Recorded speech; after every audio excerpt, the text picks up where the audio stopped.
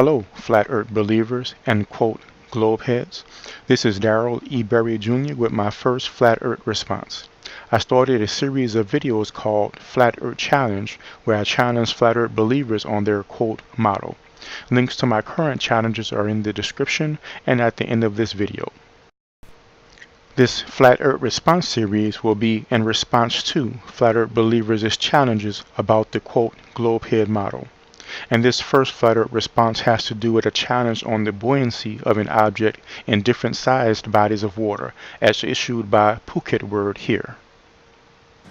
Hello, Flat Earth researchers, debaters and debunkers. I'm down here at the marina contemplating gravity and the so-called opposing buoyant force of water which keeps these boats afloat. Now we are told that gravity is because of the mass of the Earth. The entire Earth's mass is responsible for this constant rate of acceleration, we are told.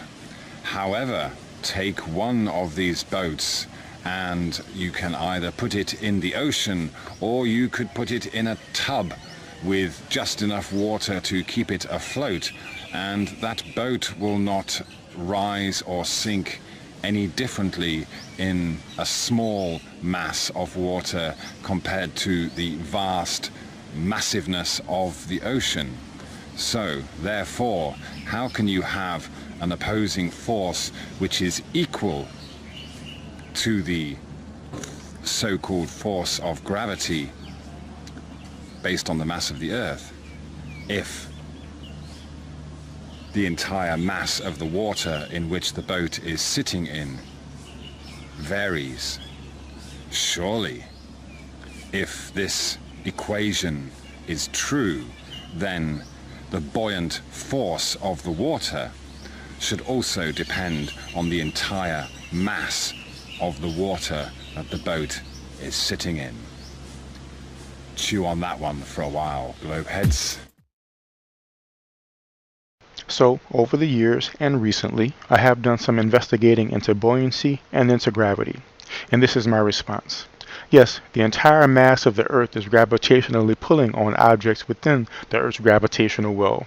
And yes, if you take a boat and put it on the open ocean, and then take that same boat and put it in a tub with just enough water for the boat to float, then the boat will float just the same. Something that comes to mind demonstrating this are canal locks, devices for moving boats from a body of water at one level to a body of water at another level.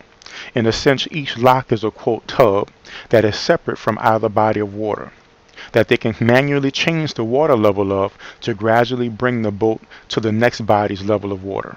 This video is an example of a boat going through locks in a channel.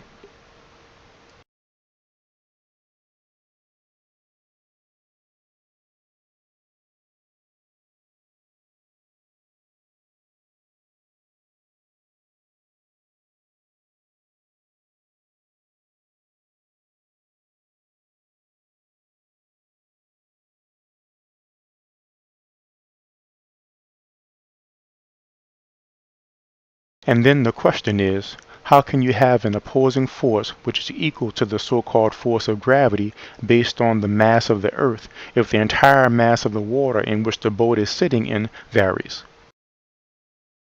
So, to look at the equation you posted and to clarify with the example of boats, since a boat can displace an amount of water such that the gravity pulling on that amount of water equals the force of gravity pulling on the boat floats.